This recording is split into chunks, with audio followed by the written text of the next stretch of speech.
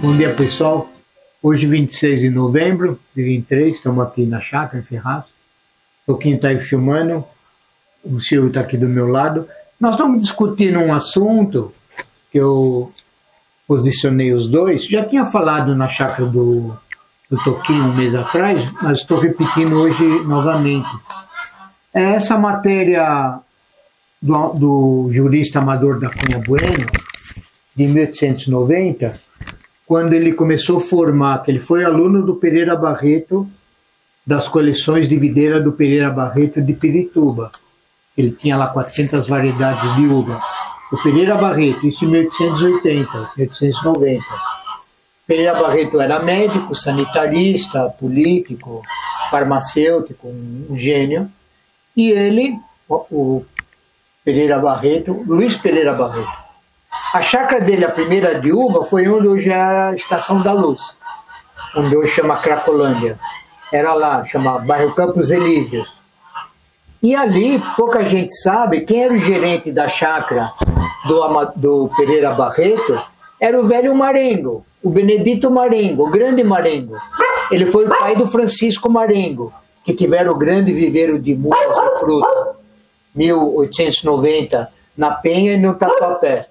Então começou o Amador da Cunha Bueno, que é isso que eu estou mostrando, também foi aluno do Pereira Barreto nas uvas. Dois alunos ele pegou, amigo dele. Um era o grande jurista Amador da Cunha Bueno, que até 1880 ele foi até advogado do Dom Pedro II, o bisneto dele que me contou, já falei sobre isso. E o outro amigo dele quem? Do Luiz Pereira Barreto, grande médico de Minas Gerais que estudava o alcoolismo, era o Campos da Paz. Tanto é que a primeira videira do Brasil, que foi feita e bridada pelo Pereira Barreto, ele colocou o Campos da Paz, amigo dele de Minas, né? Farmacêutico. Ele, Pereira Barreto, ele era poeta, político, foi o primeiro senador do Brasil, primeiro presidente, era escritor, muito estudioso, ele era humanista. E ele, inclusive, na publicação dele, do livro dele que eu já li, do Luiz Pereira Barreto, em 1925, por aí, ele estudou o álcool da cana, e tem uma publicação na biografia dele, ele falou assim: após estudar o álcool da cana, afirmo que no futuro o álcool da cana será combustível para motor. Olha o que ele falou, antes do nosso prólogo aqui em 75. Ele falou, 1925, eles eram muito inteligentes, por isso que eu admiro a biografia dos antigos, de todos, do Amador da Cunha Bueno, do agrônomo Polete de Ferraz, os grandes Marengo, eles eram muito inteligentes, acho que o pessoal era diferente, não sei explicar o porquê dessa diferença, porque tudo era mais difícil, eles tinham que se aprofundar, tinham que se dedicar, talvez por isso que aqueles estudiosos da época, eles eram mais sérios. E uma coisa também que eu vou continuar falando, mas não posso esquecer de falar, que eu já falei, não sei se vocês vão lembrar ou não.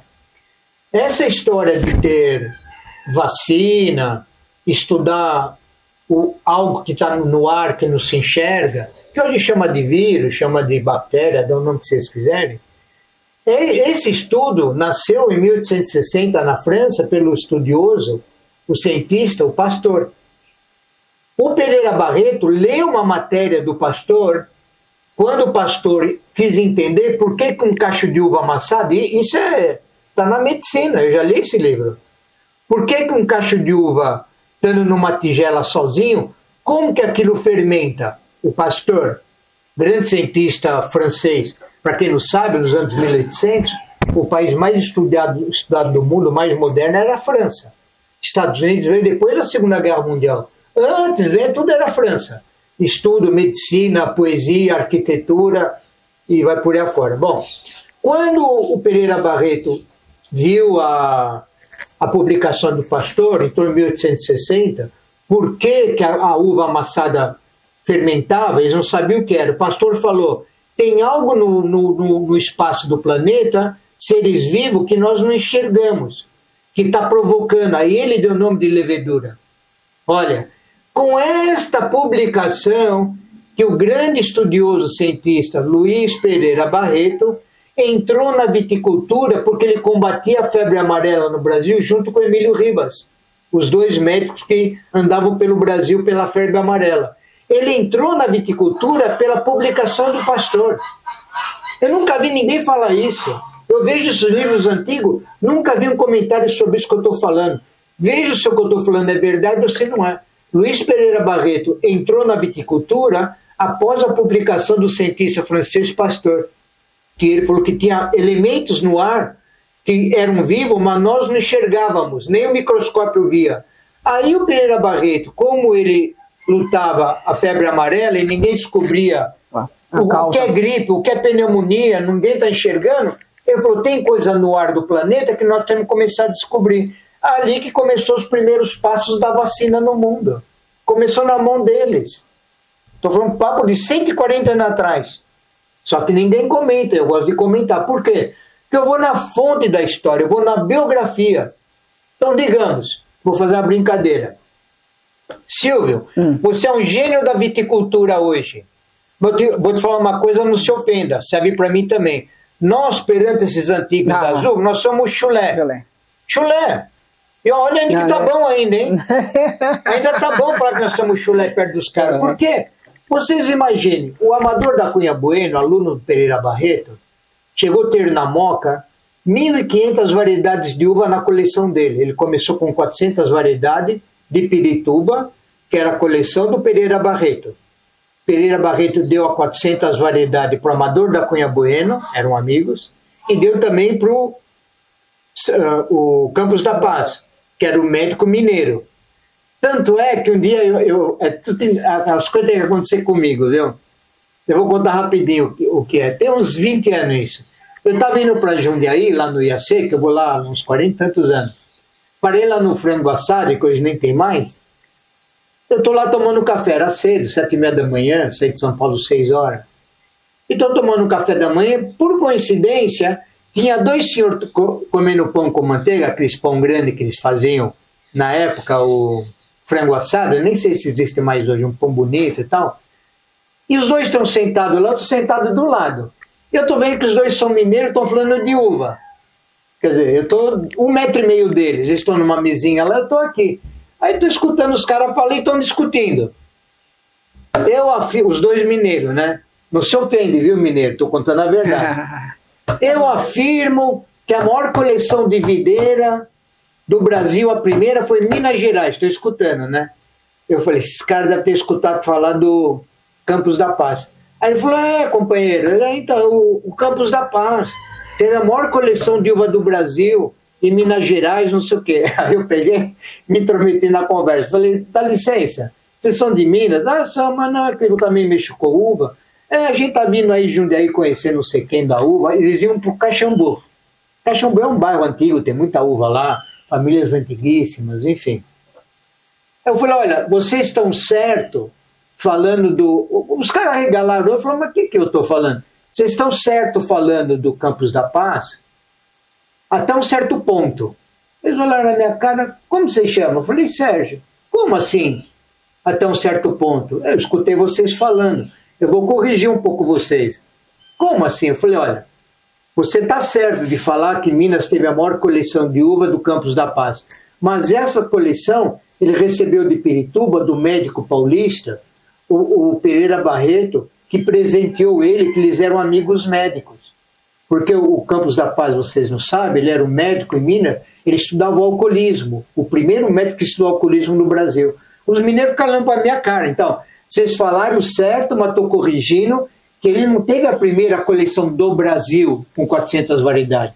Ele teve a primeira coleção de Minas, sim, com 400 variedades de uva, doado pelo Luiz Pereira Barreto em Pirituba, São Paulo. Eu faço muito isso, não é que eu sou chato, falam para mim que eu sou chato, é que eu ponho a história no devido lugar, não é? Então, continuando aqui, veja que importante. Eu já falei sobre isso, tem matéria minha no meu YouTube, eu pôr dando o pé de Isabel uns 6 anos atrás, o Virgílio me filmando em cima de uma escada, uma videira bonita, estava abandonada na Moca, tem uma rua sem saída chamada Rua do Bebedouro. Tem matéria minha lá. eu podando aquele pé de uva e contando essa história do Amador da Cunha Bueno antes de eu ter isso em mãos. Eu procurei isso desde 82, esse catálogo do Amador da Cunha Bueno, da Moca. E chegou a ter 1.500 variedades de uva, de 1890 a 1940, o Amador da Cunha Bueno. Eu já contei, só estou repetindo para quem chegou agora, o Eduardo Carbonari, meu amigo de Jundiaí, o pai dele faleceu ano passado, o pai dele era meu amigão, o Tinho. Eles moram lá no bairro do Travio. E ele procurando, mexendo nos arquivos do pai, muitas fotos, eles têm muita coisa. Ele achou esse catálogo que eu procurei desde os anos 80. Lugar nenhum tem, nenhum centro de pesquisa. Essa história do Amador da Cunha Bueno na Moca. E ele achou isso nos arquivos do pai dele, ele quem? O Eduardo Carbonari. Ele mandou uma foto no grupo dele, mandou para mim, já contei isso para vocês. Está até no programa do Tuquinho. Que dia que eu tive na tua casa? Tem um mês? Tem mais de um mês. É só pegar aquele programa que vocês vão ver que eu estou falando. Estou repetindo, só para quem chegou agora. E quando o Eduardo me mandou isso aqui, o Carbonari, eu olhei e levei um susto. Era à noite, peguei e liguei para ele imediatamente. Eduardo, como você tem isso? Ele falou, isso o quê? Essa foto aí do Amador da Cunha Bueno. Ele falou, Sérgio, eu nem sei o que é isso. Eu estou pegando as coisas do meu pai e estou mandando foto para meus amigos. Esse catálogo estou procurando desde os anos 80. A prova é que a Moca tinha 1.500 variedades de uva, que eu falei assim para ele, está no livro de Uvas para o Brasil, dos anos 60. Mas eu queria o catálogo original do Amador da Cunha Bueno. Porque no livro do Júlio Seabra consta isto. Tem fotos da Moca, essa 1.500 variedades de uva. Mas eu queria o catálogo. Eu falei, Eduardo, você me mandou agora o catálogo, vou fazer uma revolução com isso aqui. Então, o historiador da Moca, que eu já contei isso para vocês, ele viu isso, nem ele sabia, ele mora na Moca, nasceu na Moca, o avô dele era da Moca. Quando eu fui visitá-lo na casa dele, 2 meses atrás com o Eduardo Carbonari, ele insistia comigo, esse historiador, Sr. Ângelo, muito conhecido. Sérgio, está fazendo confusão. Nunca teve coleção de uva na Moca.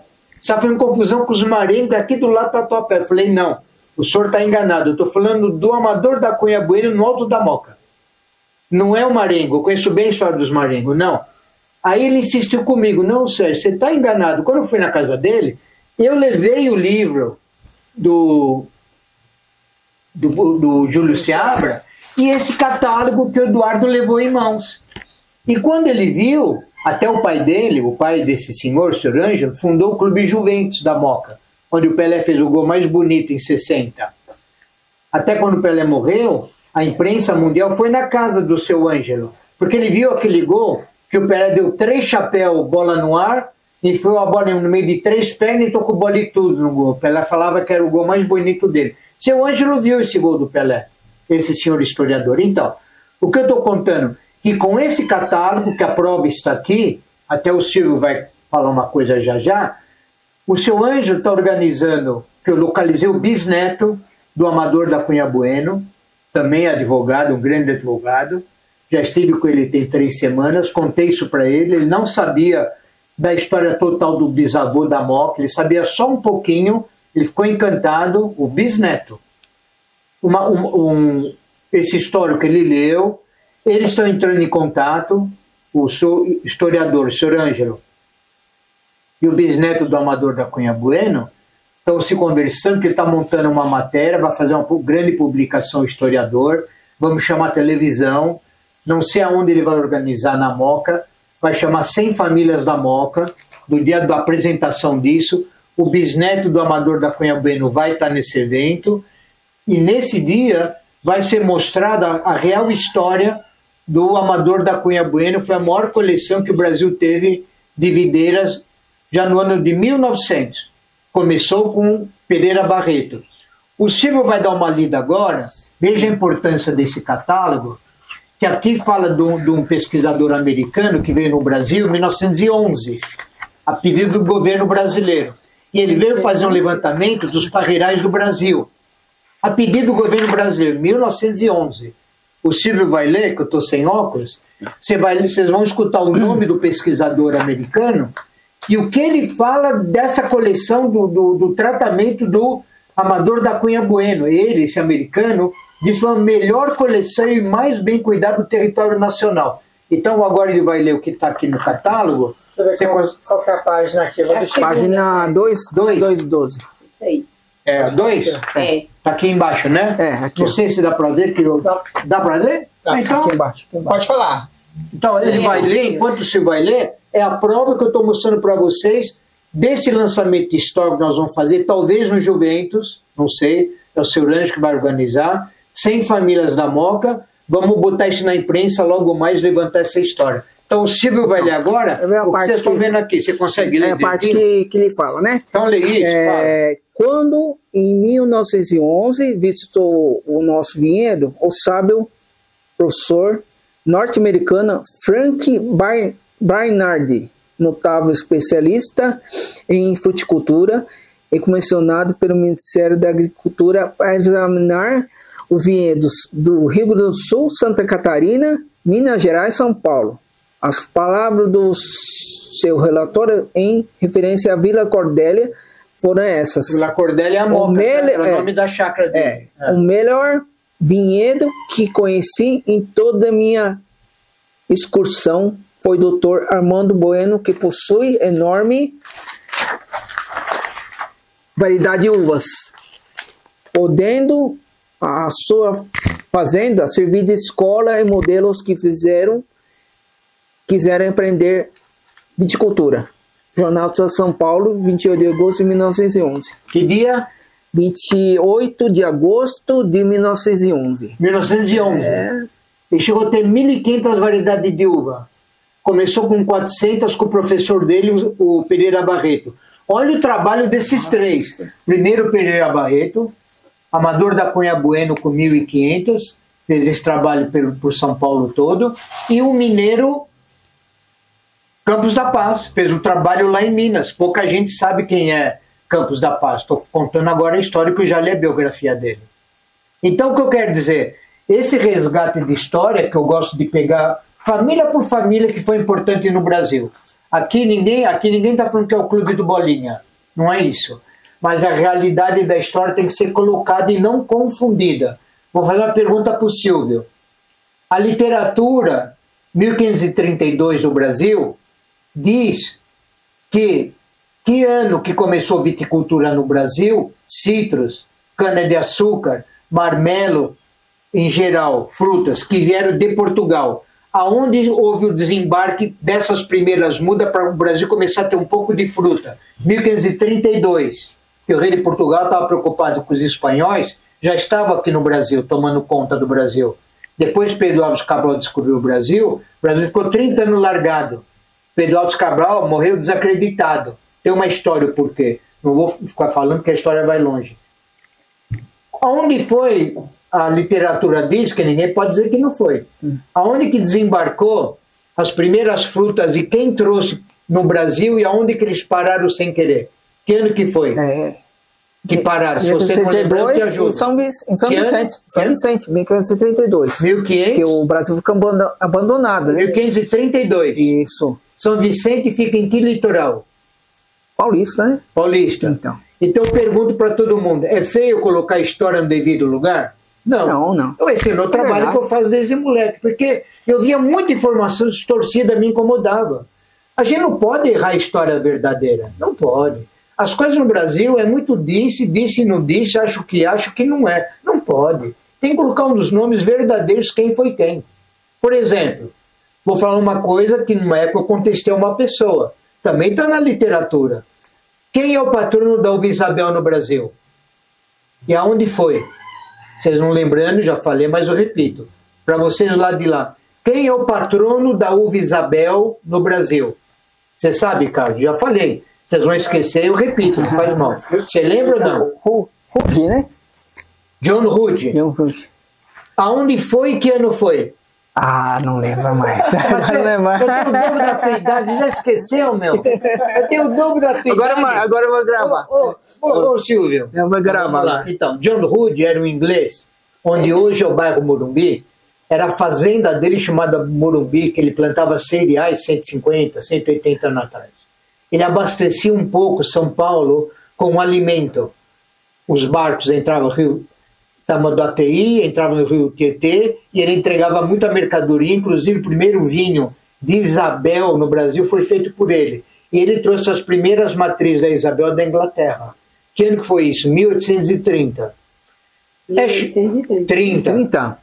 Então, o que eu tive que corrigir um pessoal da colônia italiana, que eles também não sabiam. Por isso que eu gosto de falar, eu gosto de explicar, e você tem que dar fonte. Teve um pessoal antigo de uva, também tem uns 20 anos. Sérgio, não, mas quem trouxe a uva Isabel no Brasil foi a colônia italiana em 1890. Eu falei, não, vocês estão confundidos, porque primeiro que na Itália não chama Isabel, chama Frágula. Corrigi eles, não chama Isabel. Lá ninguém conhece como Isabel, é Frágula. Vocês trouxeram com a imigração italiana que vieram para cá, é verdade, em 1880 e 1890. Só que o inglês, John Hood, 1830, introduziu ela já no bairro do Morumbi, hoje, que era a Fazenda Morumbi. Ele fazia muito vinho da uva Isabel, estão nos livros de literatura de vinho. O Júlio Seabra Inglês de Souza cansa de mostrar esses documentos do John Hood. Então, tem coisa que eu ponho no lugar, não que eu sou gênio, é que eu tenho memória boa, desde um moleque eu leio tudo, e eu vim colocando as coisas no devido lugar dos anos 80, 90 para cá. E por isso que eu fui muito contestado. Aí eu falo para a pessoa, me dá contraprova. Estou mentindo? Ué, me traga a contraprova. Se tudo que eu estou falando não é verdadeiro, traga a contraprova. Vamos lá sempre me desmascarar. Então eu tenho que pegar todos os livros que eu tenho, que eu vejo publicação, do Júlio Seabra, de todo mundo, então joga tudo no lixo. Então eles foram mentirosos. Eu vou em cima da fonte deles. Tanto é que o livro do Júlio Seabra Inglês de Souza, essa parte do pesquisador americano, tem um capítulo da Moca que ele fala do Amador da Cunha Bueno, ele transcreve exatamente esse parágrafo que está no livreto do próprio Amador da Cunha Bueno. Quer dizer, o que eu quero dizer? O Júlio Seabra, tudo que ele escreveu é extremamente verdadeiro. Ele vai na fonte. Não tem uma vírgula que o doutor Júlio Seabra escreveu que ele foi desmentido no passado. Tudo que ele falou, ele tem a fonte, ele tem um local. Como eu já li muitos livros dele e de outros também, eu gravei. É isso que eu estou querendo contar para vocês. Sérgio, aqui fala até de prêmios que teve. Tem. Então, desses prêmios que o doutor Amador Bueno ganhou, do Brasil, 130 anos atrás, ganhou 4 troféus. Rede Nacional. Mas é internacional? Um deles, internacional também. Não é brincadeira quem foi esse homem. Nacional. Na Moca, não é brincadeira. Um dos troféus, o bisneto dele falou que está guardado com eles. Grande assim, tem 80 centímetros de altura. Prêmio brasileiro, que antes a capital era Rio de Janeiro. Então ele vai localizar esse troféu, ele falou para mim, e no dia desse encontro que vai ter na Moca, não sei que dia vai ser, ele vai levar esse troféu junto. Tinha 4. Ele falou, um eu sei que está guardado com a minha família. Ele não sabe dos outros 3, ele falou que ia fazer uma busca. Sérgio, aqui, curiosidade. Vai falando, vai falando. Essas variedades que a gente viu que tem um monte aqui. Eu já li sobre ela. Dessas 1.500 que ele fala, eu conheço 50. 50 eu sei, o resto eu não sei o que é. Igual a coleção do Luciano Poletti, que ele tem no catálogo dele. Sérgio, e ele colocou origem ainda? Nossa! Total, completa, porque ele importava, ele tinha registro de tudo. Olha que documento fabuloso para a viticultura nacional. Eu não estou fazendo fofoca, estou querendo colocar a coisa no devido lugar. Não é feio falar a verdade. Não tinha visto essa origem, não? A origem que ele pegou. Não sabe onde que ele veio. Dá uma filmada aí, mostra aí. Né? Isso não estamos inventando. Espanha, França. Isso aqui é as encomendas dele. Eles eram muito sérios. Eles eram... E veja isso, 130 anos atrás. Gente, hoje já é difícil ter isso, imagina Grécia. Grécia. Ele foi na linha do Luiz Pereira Barreto. Foi o primeiro importador. Até ele trouxe a uva Golden Queen no Brasil dentro dessa coleção. O Pereira Barreto. E outras mais, Afonso Levayer e tantas outras. E eles deram a sequência. Principalmente o Amador da Cunha Bueno. Levou isso com mais seriedade. Tanto é que 1.500 variedades de uva. Ele chegou a ter 1.100, depois ele aumentou para 1.500. Está aí no registro dele. Sim. Bulgária. Tem uva da Bulgária. Muito sério. É Niagara aqui. É Niagara. Nossa, impressionante mesmo. Então, se você analisar, Toquinho, A época dele, ele é a mesma época do Benedito Marengo. Você sabe a praça... Deixa eu contar um negócio pro povo, que eu sempre conto nos programas, o pessoal esquece, e outros chegam agora, eu sempre repito todo ano, porque é importante repetir. Entra um monte de gente novo. Eu vou perguntar para vocês outra vez, ó, vou pegar no pé de vocês. Meu Deus. Já falei várias vezes. Olha, eles não lembram, vocês não lembram, vocês também, muitos não lembram, mas a gente vai repetir. Não tem a praça, a Estação da Luz? Sim. Para quem conhece São Paulo, a Estação da Luz é um bosque, né? Então, vou perguntar para vocês, eu já falei. Quem plantou e organizou aquele bosque? Que ano foi?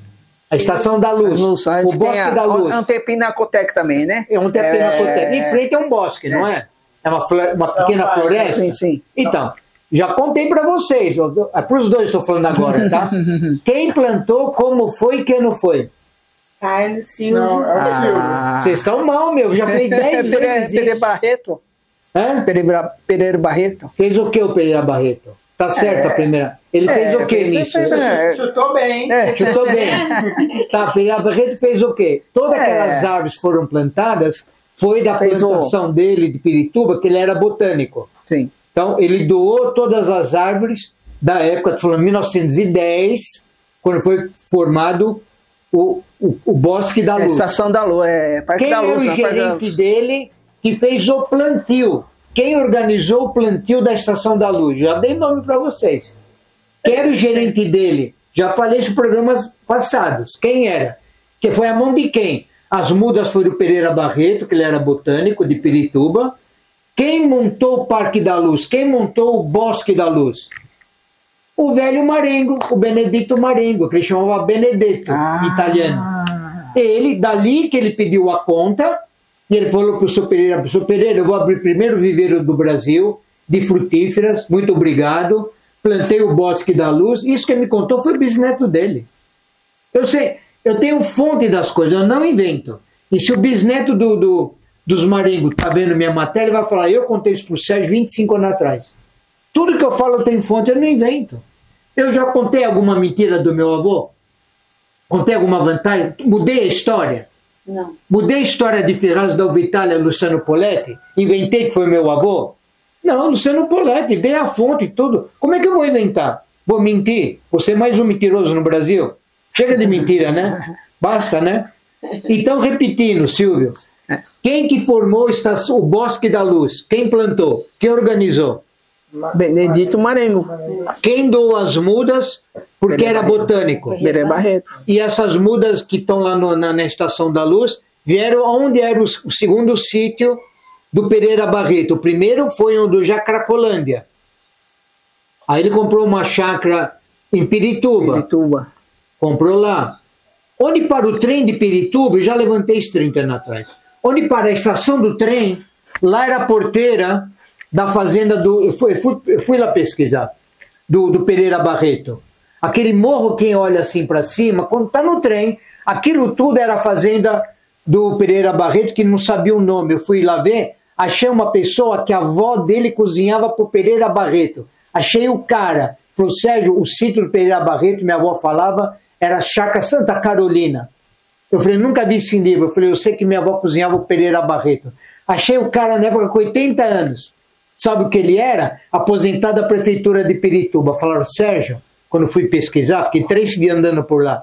Tem um senhor com 80 anos, tem algum parentesco com alguém que trabalhou na fazenda do Pereira Barreto. Me deram o telefone, localizei o cara, a avó dele era cozinheira do Pereira Barreto. Então ele me contou toda a história do Pereira Barreto. Ele falou, Sérgio, está vendo essa porteira aqui, onde para o trem? Lá minha avó falou que era a porteira.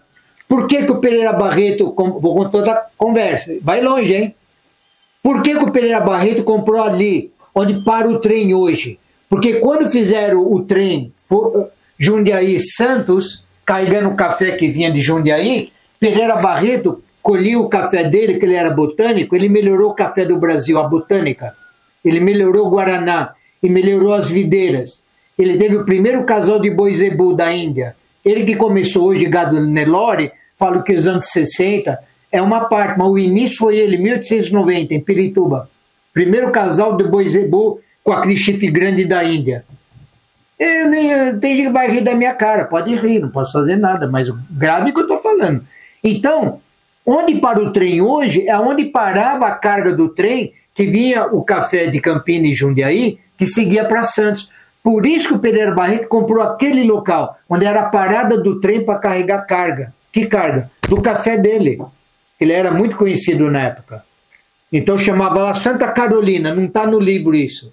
O Júlio Seabra não põe esse nome.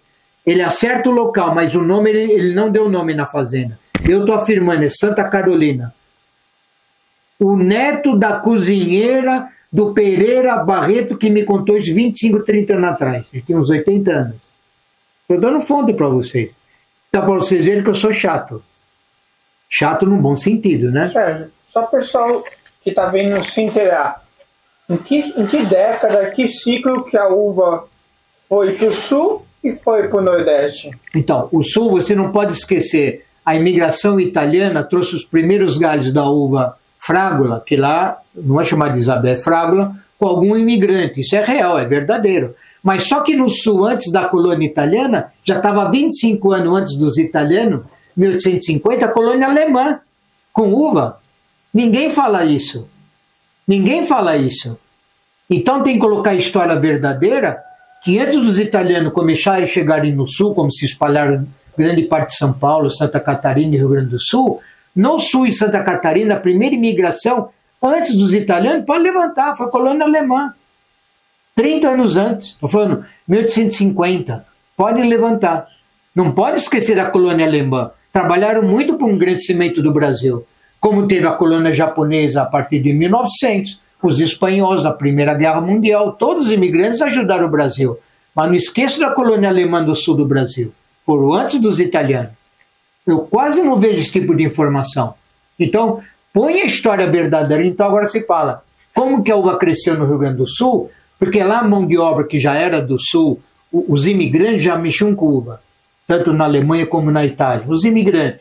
E tomaram o gosto da coisa. Porque o vinho fazia parte deles, o vinho caseiro. E assim as gerações foram crescendo. Foram estudando agronomia. 1930, foi tendo centro de pesquisa. Os netos foram estudando agronomia e cresceu o sul, porque lá sempre foi roça. Sempre foi local agrícola. De animal ou não. Mas pouca gente sabe.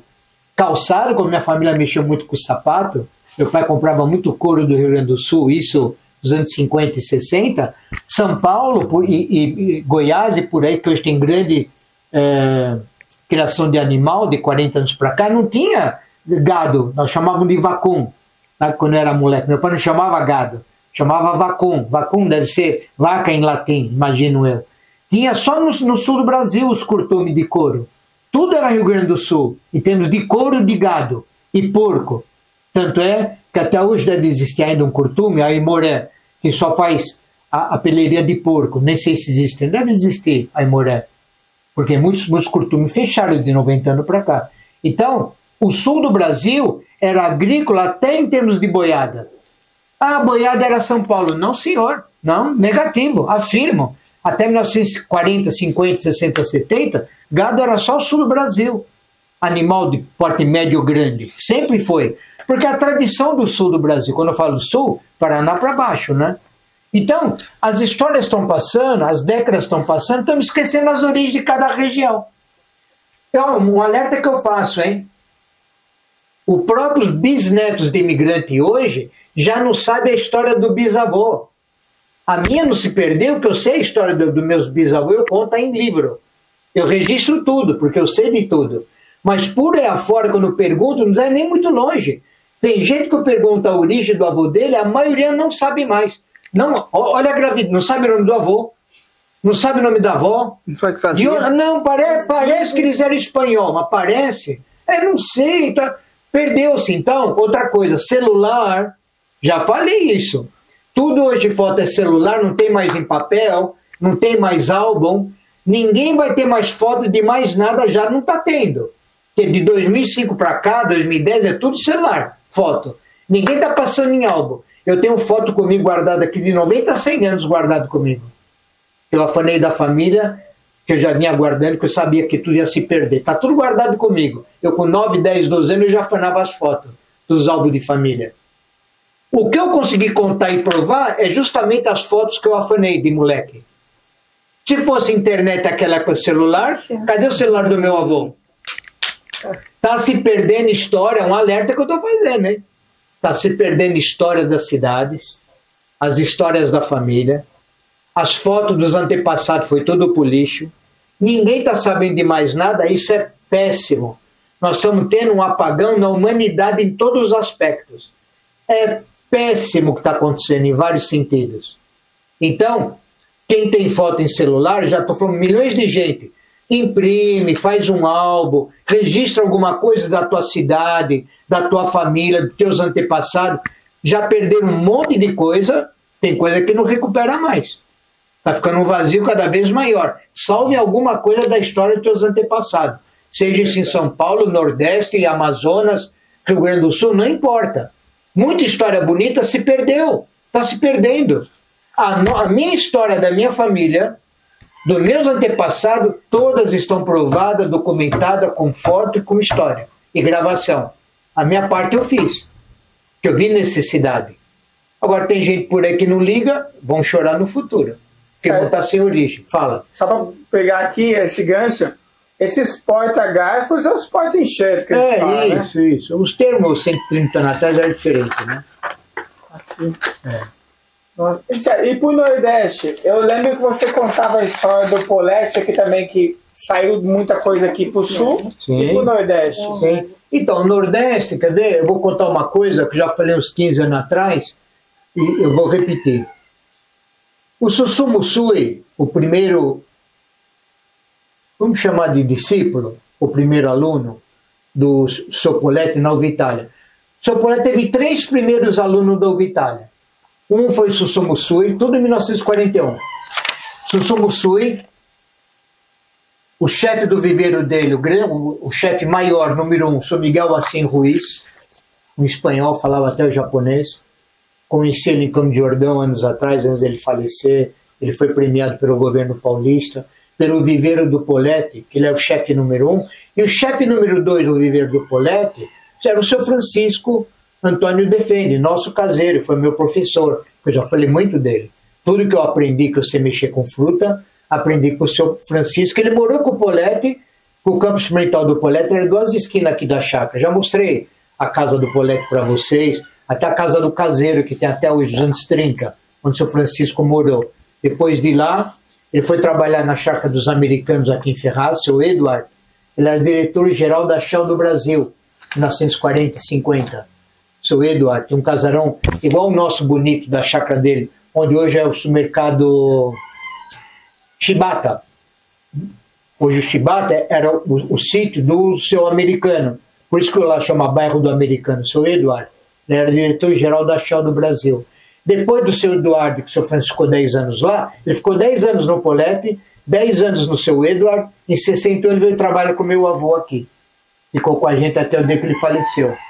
Então, tudo que eu aprendi foi com o seu Francisco. Então, os 3 alunos do Polete, na Uvitália e na Maçã, foi Sussu Mussuí, Miguel Assim Ruiz, Francisco Antônio Defende. Eu falo deles sempre.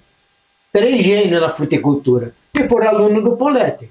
Para quem não sabe, o Polete dava aula de fruticultura em Milão, 1915, 1920, quando ele se formou em agronomia. E foi premiado 19 vezes com medalha de ouro na Itália, no castelo chamado Forzenzo, com 19 medalhas de ouro. 19 vezes ele ganhou o prêmio Chevalier de Fruticultura Europeia. Só que era ferrazense. E ele ganhou 19 medalhas de concurso de exposição de fruta no castelo Forzenzo. Pode procurar esse nome. Em Milão. Seu Polete foi muito conhecido na Itália, mas ele era ferrazense. Voltou para cá em 1922, 24, já era doutorado de maçã de Uvitália. Ele foi aluno do velho Piróvono. Para quem não sabe, sobrenome italiano, foi o velho que criou a Uvitália e mais 100 variedades de uvas finas, 1900 1910. O velho Piróvono. O Polete foi aluno do velho Piróvono na Uvitália. Bom, o assunto é muito longo, então o que eu quero dizer? O que eu conto para vocês, parte eu vivenciei, desde eu de moleque. Porque os entendidos de fruta no passado, eu conheci quase todos. Quem eu não conheci, eu conheci pessoa que conviveu com esses antigos. Então eu tenho prova de testemunha.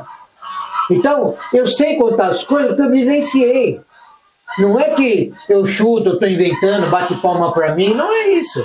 Eu vivenciei vários assuntos, de várias regiões. E eu me senti na obrigação de passar, de respondendo. Eu tenho tudo de memória e vocês podem levantar que eu vou falar. O Susumusui, da colônia japonesa aqui em Ferraz, já em 42, ele ganhou 6 mudas do Luciano Poletti, e lá aqui no bairro do Cambiri, 1,5 km aqui atrás, ele formou primeiro parreiral do Vitália no Brasil, ele como primeiro particular, em 42. Ele formou em 50. Ele levou 8 anos para fazer 480 mudas. 1950. Luciano Poletti presenteou 6 mudas para o Susumusui. Não sei se você entendeu falando. Susumusui fundou em 1960 uma cooperativa só da família japonesa de Ferraz. Ele me contou, chamado Aidokai.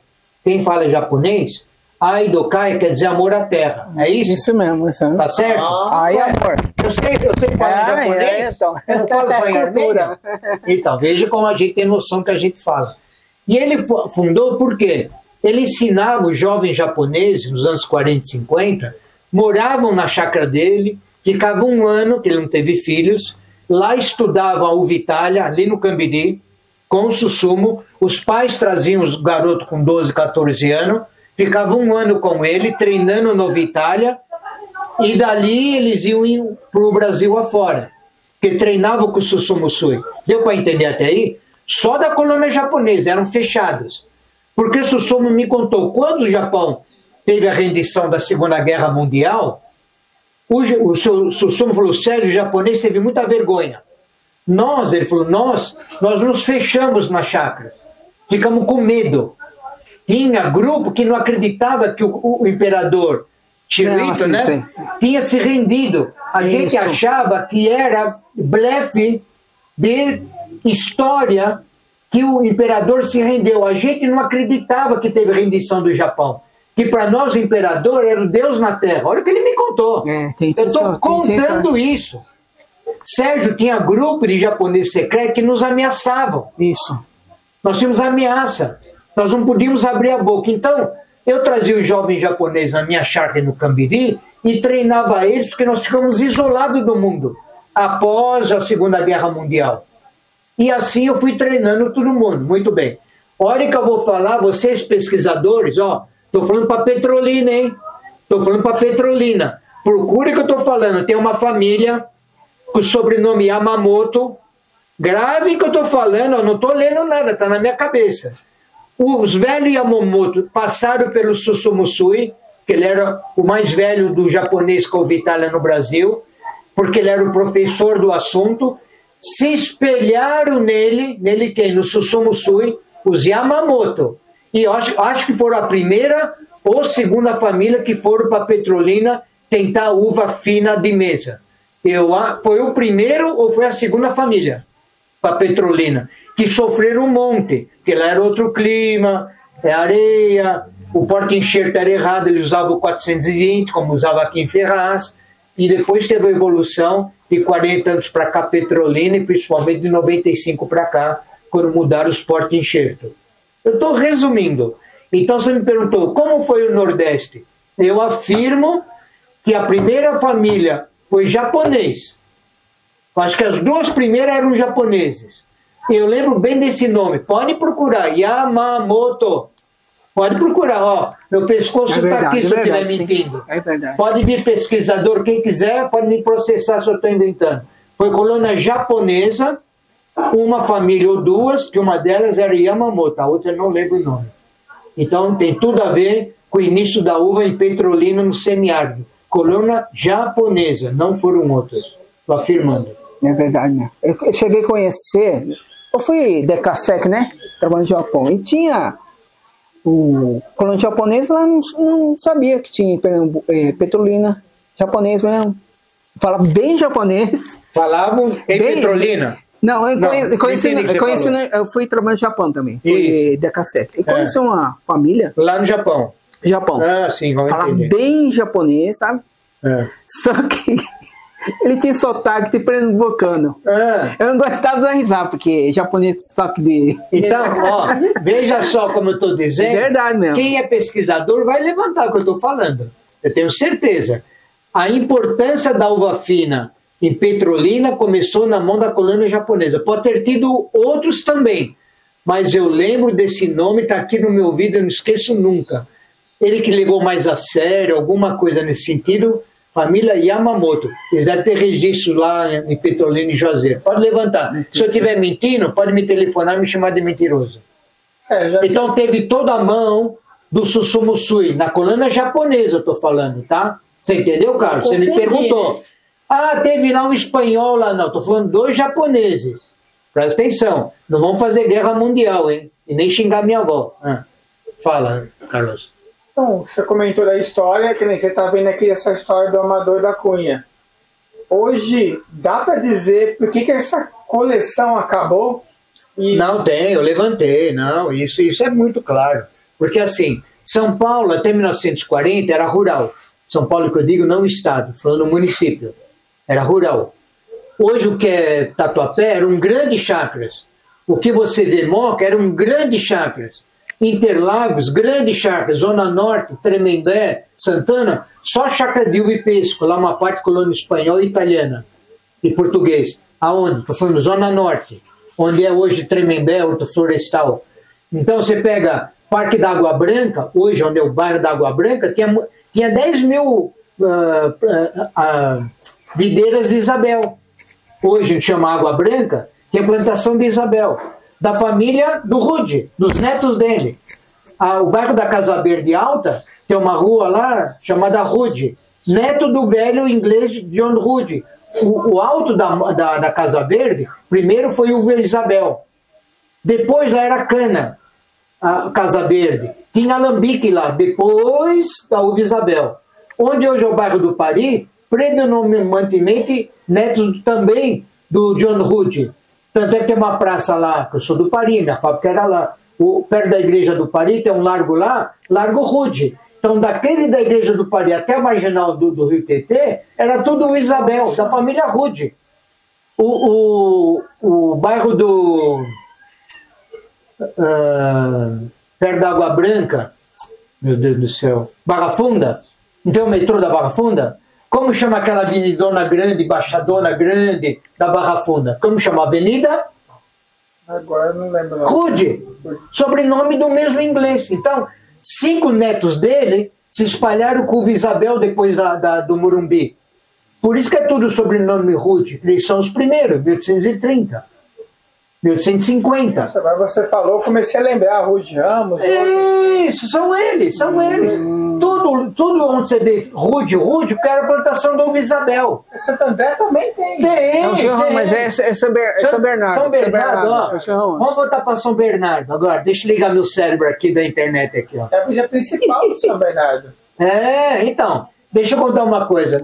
Muitos sabem, muitos talvez não sabem, eu vou contar.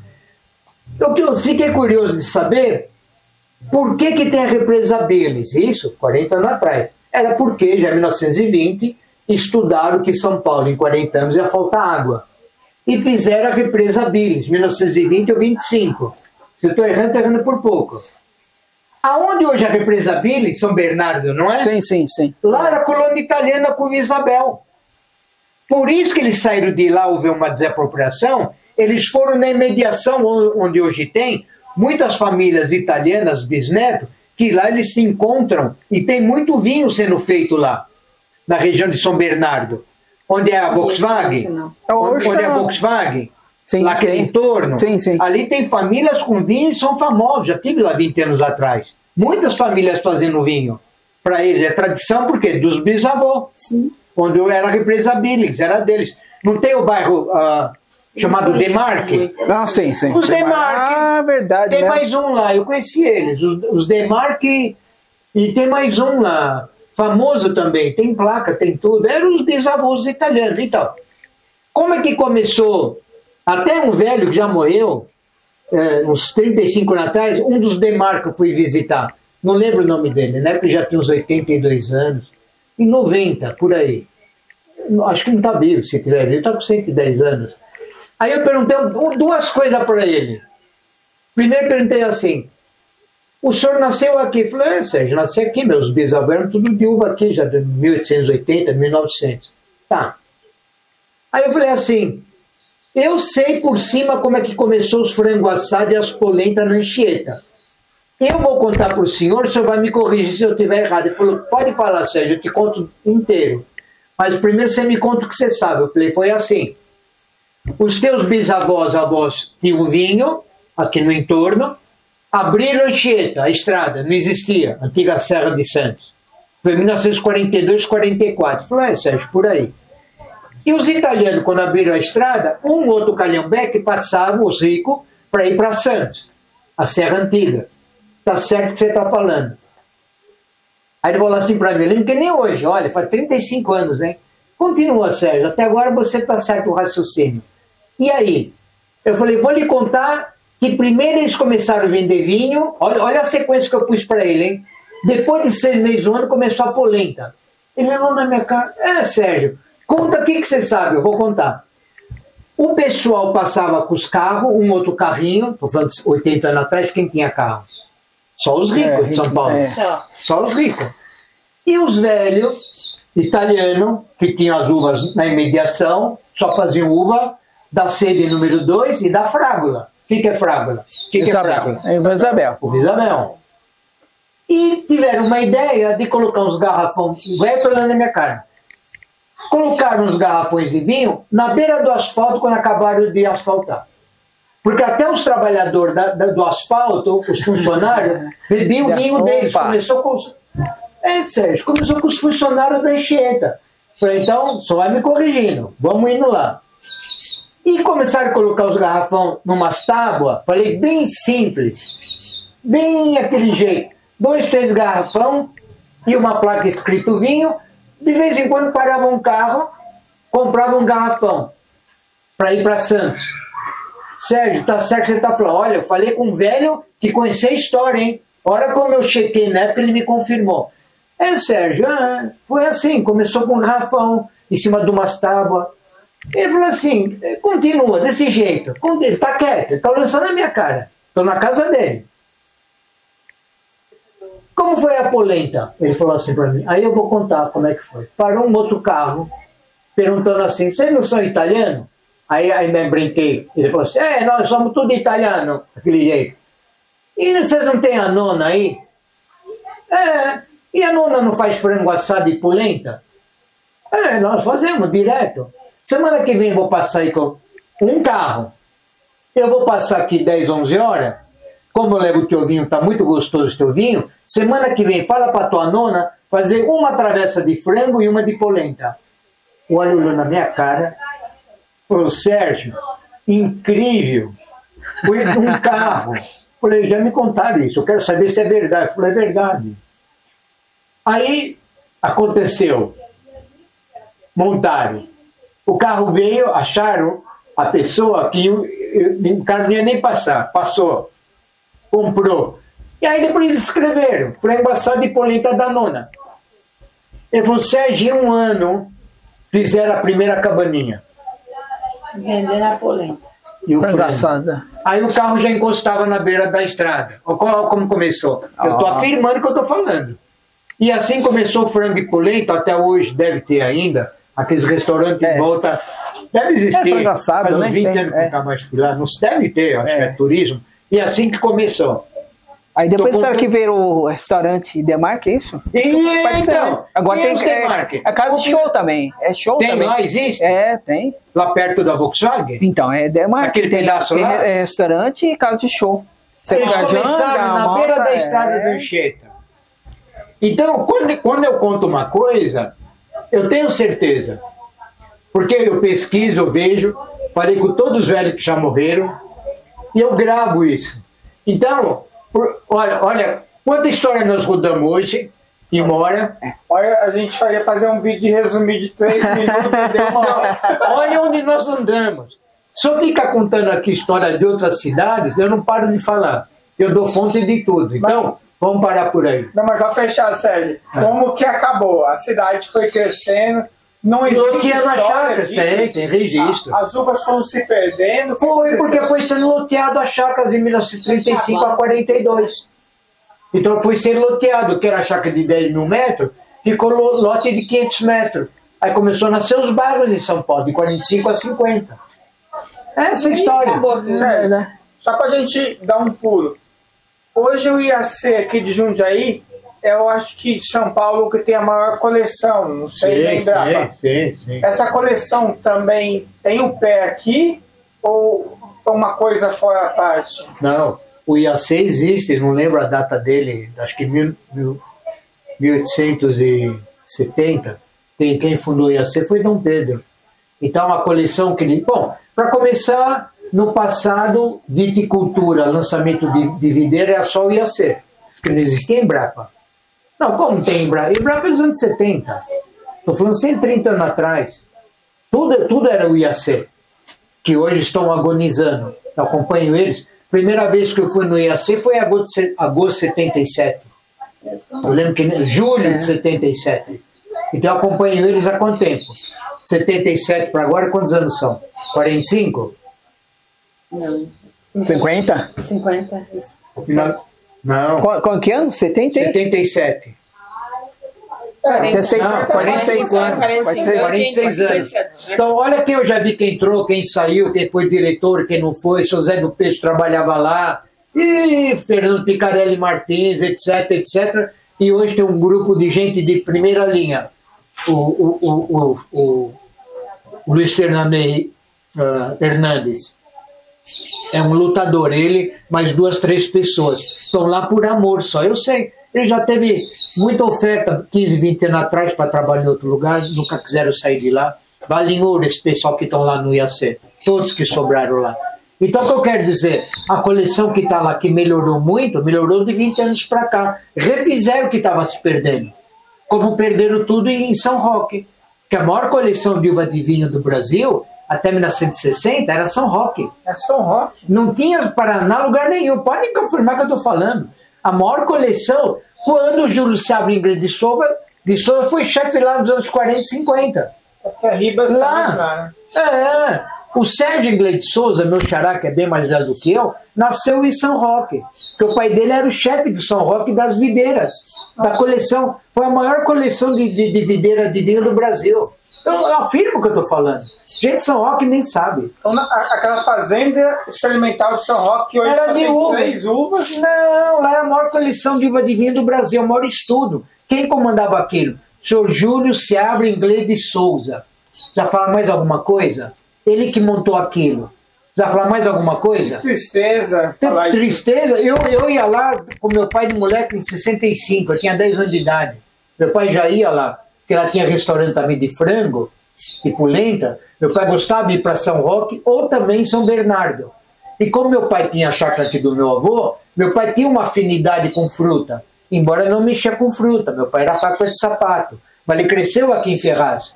Então, onde tinha lugar de chácara, meu pai ia de fim de semana nos restaurantes.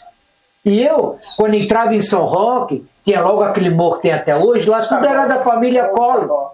Era da família Collor. Eu conhecia os velhos Collor, já morreram. O morro todo era Seibe número 2. Eu ia lá nos anos 60. Eles faziam a poda lá em forma de leque. Depois começou a entrar esporão. Eu vi tudo isso mudar. Olha, estou falando de 65, hein? Eu tinha 10, 12 anos. Eu já via, o Sr. Francisco me ensinava aqui. O que eu vi em São Roque, eu vinha tirar dúvida com o Sr. Francisco. Por quê? Tipos de poda diferente em videira, o seu Poletti já fazia de monte ensaios diferentes. E o Sr. Francisco era o segundo chefe dele, sabia tudo. Então, a dúvida que eu tinha com 10, 12, 14 anos, quando ia para algum lugar com meu pai, eu tirava com o Sr. Francisco, ele me treinava aqui num pé de uva. Por isso que eu sei bem das coisas. Não sei se você entendeu o que eu falei. Quando eu tinha dúvida, ele me treinava aqui numa planta. Seja, aquilo que você viu é isso, por causa disso. Você conhece bem o Sr. Zé do Pêssego? Sim. Aquela linha de Sr. Zé do Pêssego, hoje o Sr. Francisco teria 20 anos mais velho do que ele. É a linha do Sr. Zé, ele pegou a escola antiga de fruticultura. Por quê? Com quem ele trabalhou? Júlio Seabra Inglês de Souza, E com o Santos Neto. A escola dos antigos dos anos 30. Por isso que eu falo, o seu Zé Último, aquela linha dele é a linha do seu Francisco, certo. Dos antigos. O Ribas entra em que momento da história em São Roque? Depois do Júlio? Não, depois. Eles são contemporâneos. Então o Ribas, que nem o Ribas, tem gente que pouco sabe da história da biografia do Ribas, como do próprio Júlio César Ninguém de Souza. O Silvio estava falando agora, não tem biografia do Santos Neto. Não tem foto do Santos Neto. 3 fotos que eu tenho comigo, que o Carbonari mandou para mim um mês atrás do arquivo dele. Mandei até para o Zé Luiz. Não tem foto É inacreditável o que é que está acontecendo. Aí eu vou contar uma coisa. O que eu vivenciei, hein? Esse é para o IAC. Eu conheço bem lá a sede. Até a sede do IAC, em Campinas, tem uma placa lá de entrada. Na época, em 60, o secretário da Agricultura, ele chamava Oscar Thompson. Eu não esqueço, hein?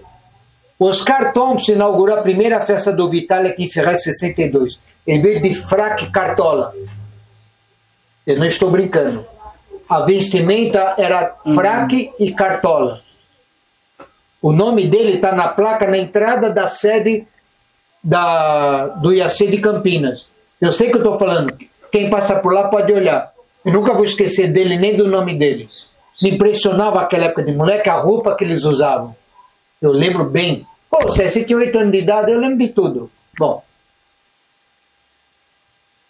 Ali, aonde hoje é a sede do Luciano Poletti, para quem estou falando, para quem chegou agora, é 2 esquinas daqui. A primeira festa do Vitália, o Ademar de Barros saiu de lá, da chácara do Poletti, que não era mais o Poletti, ele tinha vendido já um ano antes. Estava na mão do Garabete e da Dian, amigo do meu avô, caprichoso, um homem que entendia muito de fruta.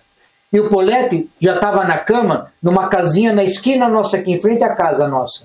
Era dele. Ele estava com depressão, morreu de tristeza. Já contei a história dele, por que ele morreu. E ele foi homenageado na cama, o Poletti, pelo governador e o vice-governador de São Paulo. Na cama. A festa da uva de Ferraz do Vitália foi 17 de fevereiro de 62. Ele faleceu um mês depois, o Poletti, de tristeza. Ele está enterrado aqui no Cemitério da Saudade, em cima do Morro de Ferraz. Aí eu ia contar uma outra história, não é o caso, não vou contar. Então, a primeira festa do Vitália foi inaugurada pelo Oscar Thompson, secretário da Agricultura, eu não era o que eu estou falando. E nesses dias veio o show Silvio Santos, veio José de Vasconcelos. Como chama aquele jornalista que tinha na Band, faleceu uns 35 anos atrás, ele tinha aquele jornalismo Hora do Trabuco. Não é dessa época, não. Ele era famoso. Alquete Pinto, não? Não. Cavalcante? Não. Ele era um grande jornalista da Band na rádio. O programa dele era Hora do Trabuco. Me fugiu o nome dele. Alguém vai lembrar. Bom, a festa que foi a primeira, a segunda e a terceira e as 10 primeiras de Ferraz da Vitália, eu nunca vi nada igual.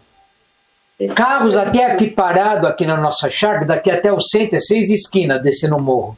Os carros paravam aqui, carro de chapa de Cascavel, Ponta Grossa, tô dando o nome, hein? Nossa. Porto Alegre. Se tem alguém com 70, 80, 90 anos, mais velho do que eu um pouco, que veio aqui nas festas da uva de Itália de Ferraz dos anos 60, passa pro Toquinho, se o que eu estou falando é verdade ou não. Vinham de carro para conhecer o que é essa uva Itália. Os carros, nossos quarteirões aqui, ó, daqui até o centro, é 6 esquinas. Todo carro parado, estacionado, que não tinha mais lugar para parar. Hebe Camargo, programa da Hebe Camargo. Silvio Santos, direto às propagandas de Ferraz da uva Itália, não tinha lugar nenhum, foi nos anos 60. Silvio Santos cansou de fazer esse tipo de propaganda no canal dele, quando ele comprava o horário, ou era da TV Tupi, ou ele comprava o horário da Globo. É Globo, né? Um dos dois. É Globo. Não lembro se era Globo ou era Tupi. É Globo. Eu lembro de tudo. Então, o que eu vi, esse auge de Ferraz e o bagaço de hoje, me machuca. Então, tudo que eu conto Eu posso dizer, não 100% eu vivi, mas 90% do que eu falo, eu vivi. Eu vi. Eu não invento. Eu quero que alguém venha aqui, senta comigo, não leia nada e conte o que eu estou contando sem ler livro. Nossa, sem chance. Por quê? Porque eu vivi isso. Aqui. Vanessa aqui, o Silvio. É muita história. O Silvio tem que memorizar as datas aí. Agora vocês estão mal de memória. Faz mal, vai aprender. Então, o que contamos um pouco hoje, olha que a gente deu volta em tantos assuntos. 3 minutos de conversa. Imagina quanta história real de registro documental, quanto de pesquisa se perdeu, se jogou. E vou contar mais uma do IAC. O pessoal vai escutar eu falar. Tem gente que não sabe, mas eu sei que eu estava lá. Os arquivos que tinha do IAC, pastas e pastas, tem um salão grande lá, que eu conheci lá. Tudo guardado, tudo arquivado. Estava caindo os telhados, estou falando 30 anos atrás ou mais. Aquilo tudo se perdeu por problema de chuva, umidade, mofo. Documentos históricos, mais dezenas, foi tudo perdido. Tem coisa que não tem mais como recuperar. Não tem. E tem pesquisador que não gosta de falar que eu vou falar, que eles não podem falar, que se eles falarem eles são perseguidos. Eu não sou perseguido, não devo nada para ninguém. Eu estou falando a verdade. Estou falando que meus olhos viram esses arquivos estragados tudo. Meus olhos viram. Muito nós falamos para salvar alguma coisa. Não houve interesse. Houve um movimento de desinteresse no Brasil, talvez no mundo também, mas mais no Brasil. Não sei o porquê, vou dar os anos para vocês. De 88 a 98, houve um desinteresse de arquivar, registrar e recatalogar as coisas, foi maluco. Teve ordem para falar assim, joguem tudo fora. Eu estou afirmando o que eu estou falando. Eu não vou dar nome, que eu sei quem são as pessoas. É assustador. Eu estou afirmando o que eu estou falando. Se alguém quiser brigar comigo, pode brigar e eu vou dar nome. Eu não vou dar nome porque eu não quero criar problema, que é meu problema, eu não quero criar problema. Eu só passo informação, porque a besteirada já foi feita. Então houve um apagão histórico no Brasil em todos os segmentos. Não estou falando só de agricultura, dá o nome que você quiser. Não estou falando só de ser de pesquisa, dá o nome que você quiser. É na medicina, é aqui, é ali, não importa o quê. Para mim, eu falo, foi proposital para atrasar o nosso Brasil 30, 40 anos, que é o que conseguiram. Ah, mas nós estamos na modernidade. Eu falo, que modernidade? Eu já falei, tem meus programas 20 anos atrás, eu não acredito em nada. Nós estamos indo para trás. Ah, eu estou no 7G, 8G, e daí? Você está pirado? E daí que você está no 7G? Você não está entendendo nada, está resolvendo o que é a tua vida? Você empobreceu? Você está pior tua vida do que 20 anos atrás? O que vocês estão falando? Vocês estão percebendo que tudo isso é manipulação? Manipulação. Já está vindo desde 90 para cá. Eu percebi. Dos 30 anos para cá eu caí fora da internet. Eu percebi. Porque eles vão tomar conta do meu cérebro. Meu cérebro ninguém vai tomar conta. Eu não vou entrar nessa conversa que todo mundo está. Eu não entro. Foi a melhor coisa que eu fiz. Então, as notícias do mundo, em geral, estou generalizando, 10 anos para cá, melhorou ou piorou? O que você acha para você? A humanidade melhorou? A paz melhorou? A riqueza melhorou? Está tudo mais rico? Está todo mundo feliz? Está todo mundo bem de mente? Está todo mundo bacaninha? As escolas estão bem? Está todo mundo feliz? Eu acho que não. Olha as notícias do mundo, eu não estou inventando, só ver notícia.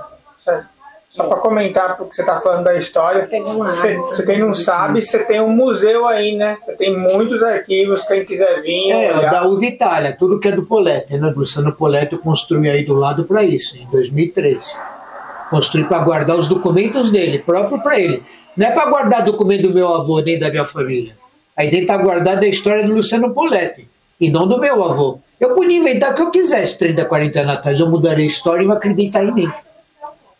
A que eu falei, ia ser mais um mentiroso no Brasil? Chega, né? Já cansou, né? Eu acho que é cansativo. Então, eu falo, sou muito tranquilo. Quem acha que eu estou falando que é mentira, venha falar isso para mim, mas traga contraprova, tá? Não vem botar dentro na minha cara sem prova, eu não aceito. Traga a contraprova e me fala que eu sou mentiroso. Sérgio, só pra gente fechar aqui essa 1h20. Só para saber, está direto ou está gravado? Tá gravado. Ah, tá sendo gravando. Ah, tá. Mas hoje, como é que a gente pode fechar hoje, pelo que você vê a história, toda essa história hoje e o que continua? Não, eu tô vendo que hoje está começando a ter um movimento de resgate do passado, de alguma informação. Que o pessoal, no geral, viu que chegamos no bagaço, pesquisador ou não. Muita gente está inconformada de ver o que se perdeu de 35 anos para cá. Eu sei, eu converso com eles. Eles não podem abrir a boca, mas eu posso. Entendeu? Então está tendo resgate, tá? Tem gente séria, muita gente séria boa no Brasil. Então, muita mentira está ficando para lá? Está ficando para lá, sim. Então o pessoal está se reorganizando em bons sentidos. Tá? Estão mudando o manejo, estão parando de usar muito veneno, que tanto eu falo contra isso há mais de 30 anos. Agora está caindo a ficha. Tá bom, antes tarde do que nunca. Tá bom. Não posso deixar de te perguntar. É que como eu estou em São Roque agora, eu fiquei curioso. Sim. Eu sei que tinha ali uma grande empresa, o pessoal falou que foi para Pernambuco, e o senhor falou agora que aquela fazenda que eu vou gravar lá era um centro de coleção. Tá falando quem? Era o Sinar? O Cinzano? Isso. Eu conheci aquilo quando aquilo tinha o auge dele nos anos 70. Era um grande centro de estudo lá, de alimento em si, de plantas de aroma, para fazer as bebidas que eles faziam para o Cinzano. Plantas amargas ou não, aromado. As plantações eram todas lá. Eu ia lá com meu pai em 65. Tem um porquê que eles abandonaram? Aquele também é loteamento? Não, então, houve a queda a partir dos anos 80 e 85, desinteresse total, alta inflação no governo Sarney, dos anos 80, muita gente foi abandonando tudo por causa da inflação brasileira. Você foi para o Japão por quê, em 88? Ah, época do 90, né? Por quê? Pegaram o dinheiro da poupança. Não, isso foi a segunda etapa. Foi 3 anos antes do Sarney. Inflação de 80% ao mês. Foi meu tio primeiro, né? Começou ali, cair Itaquera também, que é muito lugar que tinha pesca no estado de São Paulo. Eu conheci aquilo tudo com meu avô. Daqui Itaquera é 10 quilômetros. E lá tinha colônia japonesa bastante. Total. Viviam aqui com japoneses aqui de Ferraz. Por que também lá largaram, abandonaram? Por causa da alta inflação. Em 88 lá começou a valorizar, mudar o zoneamento rural, né, que o prefeito era o Maluf. Lá mudou para a zona industrial, então os japoneses já estavam com 70 anos, veio a alta de inflação, os filhos foram embora para o Japão e os velhos ficaram sozinhos, começaram a arrendar os terrenos. Em 91, quando teve o dinheiro que segurou, o velho japonês, nem ele ficou mais aqui, continuou arrendando o que ele já estava arrendando, foram embora para o Japão. Eu conto a história, eles eram meus conhecidos, eu conheci eles. O último que estava lá, não sei se é vivo, está lá no aquário até hoje, os netos dele trabalham lá, tem aquele salão, que tudo aquilo era plantação de pesco, o seu Júlio Maeda, japonês alto, 1,85 m. Não sei se ele é vivo. Eu ia lá com muito meu avô, onde hoje lá ele vende ração. Onde é o aquário? Agora, né? Tem até a parte de diversão, né? Uma parte não é dele, outra parte o Morro de Cima, onde é o Carrefour, era o sítio dele de pêssego. Eles vendiam na beira da estrada. Eu ia lá muito com meu avô, ver o pêssego dele e dos outros japoneses. Eu vi tudo isso acabar. Eu vi o auge de Itaquera, eu vi aquilo acabar, conta a história de trás para frente.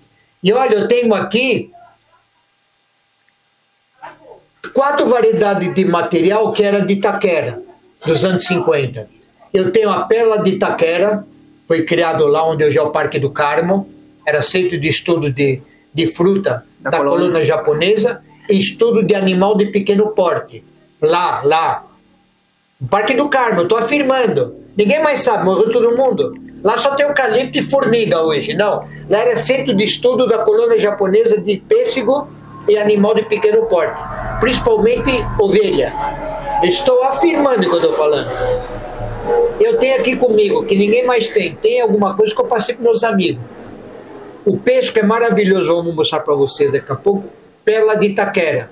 Eu tenho 4 mudas, produzido. Já desde os anos 50, pés do meu avô, fui reenxertando, tenho 3 mudas seminovo, de 8 anos. Eu tenho o rei da conserva, que também surgiu em Itaquera. Rei da conserva é amarelo, antigamente, os anos 90 para trás, era servido como porta-enxerto. Hoje se usa o Okinawa, de porta-enxerto. Antigamente era o rei da conserva. Eu tenho também a ameixa roxa de Itaquera, O seu Zé tinha um pé. Ele me falou 2 anos atrás, eu falei, seu Zé, o senhor tem? Tenho 6. Eu falei, faz 3 muda para mim. É o que estou dando para vocês hoje de presente. Opa! Vocês estão levando a ameixa roxa de Itaquera e o pêssego chato chamado Mandinho, que a Embrapa lançou 5 anos atrás.